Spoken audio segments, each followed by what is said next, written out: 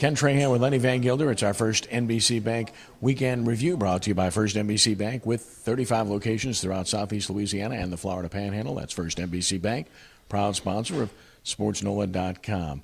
Well, before we get to the Saints, the Pelicans having media day on Monday. Lenny and I there. And, of course, the takeaway is enthusiasm. Heading to West Virginia. Anthony Davis has never been there. Up-tempo offense. Stress more defense. Did I miss anything? What's Drew Holiday going to do? How early? How much is he going to play early on? And what's the minutes limit and all that kind of thing? That's about the only negative, if you will, coming out of this. Basically, what you're dealing with is, everything is happy right now, and should be. You haven't played a game. Everybody's undefeated. Haven't practiced yet. A new coach. The band is back together.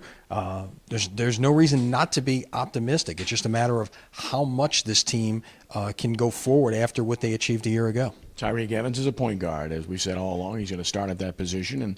And Holiday's not absence, but limited minutes. And then, of course, Dante Cunningham, it looks like, will be the starter at the 3 spot with Quincy Pondexter recovering from his injury. So those would be the other takeaways. But by and large, there seems to be a confidence that's exuded here about the style of play, buying in, Coach Ehrman defensively, and obviously just being a year older and, most importantly, healthier as a team.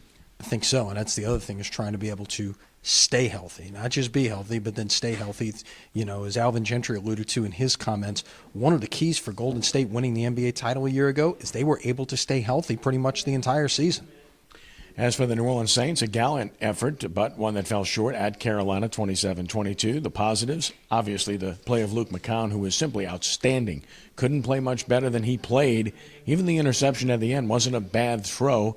That's a really good play by Norman, first of all. And secondly, Cooks has to adjust to that ball and try to make a play on it and at least be a defender, in my estimation.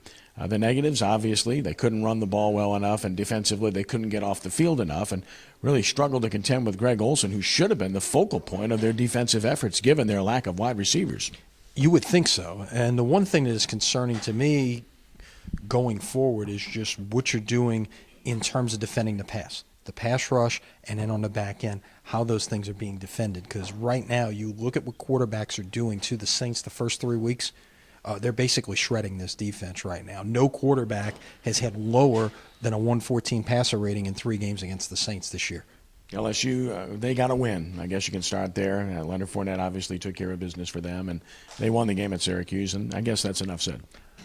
Fournette was sensational. Nothing more you can say about it. He should have had over 300 yards. It was an innocent, illegal formation call that cost him an 87-yard touchdown run. It would have put him over 300 for the day.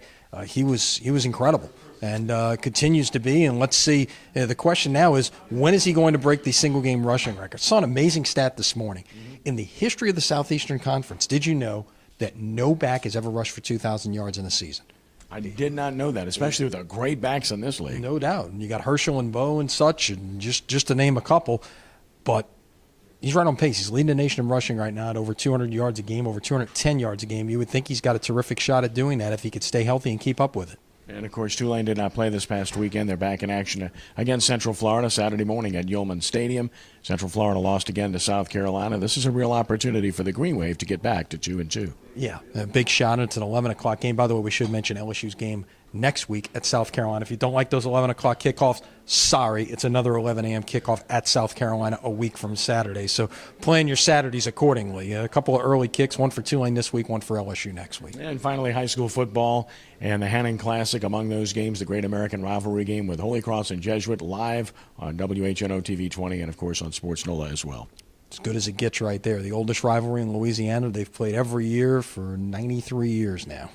Lenny, as always, thanks. All right. Talk to you later this week. That's our first NBC Bank Prep Showcase. Our update, of course, our review brought to you by First NBC Bank with 35 locations throughout Southeast Louisiana and the Florida Panhandle. That's First NBC Bank, proud sponsor of SportsNola.com. He's Lenny. I'm Kenny. Have a great day.